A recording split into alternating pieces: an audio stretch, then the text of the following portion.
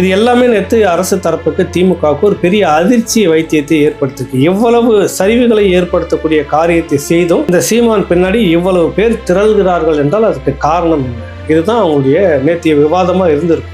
திட்டமிட்டதுக்கு ஏற்ற நிதி எல்லாம் கூட அங்கே இல்லை. தொடக்க காலத்தில் அவங்க கிட்ட இல்லை. அந்த மாநாட்டு பந்தல்லே வந்துட்டு குடங்களை ஏந்திக்கிட்டு நிறைய பிள்ளைகள் வந்தாங்க. அப்போ நான் ஒரு தொகையை எடுத்து போடுறப்ப அந்த தம்பி என்ன தெரிஞ்சவர் தான், அதனால சிரிச்சுக்கிட்டே நீங்களும் போடுறீங்களா அப்படின்னு சொல்லி கேட்டிருந்தேன். அந்த குடங்கள்ல வந்து நிறைஞ்சிருந்தது நல்ல பணம். சராசரியாக ஒரு 500 ரூபாய் 100 ரூபான்றது ரொம்ப கம்மி. 500 ரூபாய் அப்படிதான் எல்லாருமே போட்டாங்க. 4,36,000 இன்னொரு தொகை அந்த இடத்துல மாநாட்டு பந்தல்ல எல்லோரும் மனம் ஓமி வந்து போட்ட தொகை மட்டுமே. அதை அப்படியே ஒப்படைச்சு இது வந்து இவ்வளவு தொகை வந்திருக்குன்னு இந்த மாவட்ட பொறுப்பாளர்கிட்ட ஒப்படைச்ச செய்தியும் வந்திருக்குது.